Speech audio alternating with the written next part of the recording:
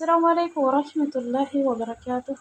كم درتو بلياني كان لك دجا غرورا بيستجلت تركم تنجرتو بغزرات سنين جتا. ما شاء الله تبارك الله.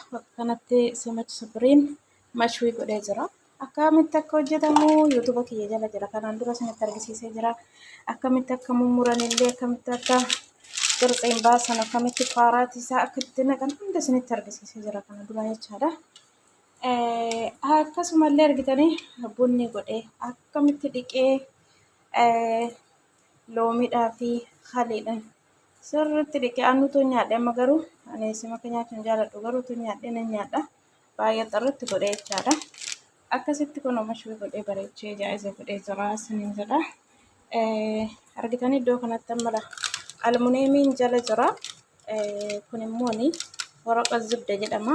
Akka zayitiinsaa yaani zayitiinsaa sanyii wanti hin taaneef ittiin darbineef jala afamaa jechaadha kun beektanii akkasitti mashuu gootu xarratti gootanii akkasitti warroomti sila nuti warra abashaallee nyaachuu sirriitti hin dandeenya maaliif simarsi bireenyaan kun baay'ee faayidaa qaba jarrillee ni jaalatu hin beektu kanaafuu karaa gabaabaadhaan hojjedhaate akkasitti addaan baasati yaani duudaa isaa ta'uu hin taane akkatti keessoo isaa nazzaftanii bareechitanii dhiqxanii halleemuudhaan mashuu gootanii akkasitti yoo nyaattan faaraatti qimamii wanti ittiin nam'ine hin jiru. Qimamii akkamitti akka itti nam'u duraanis hin barsiisee jira yuutuuba kiyya jala jira.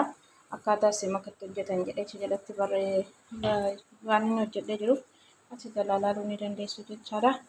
Akkasitti har'aan kanaa kunuunsaa akkasitti qopheessee jira. Isiniin jedhaa turtii gaarii isiniif haa ta'u. Assalaamu alaikum warahmatullaahi wabarakaatuh.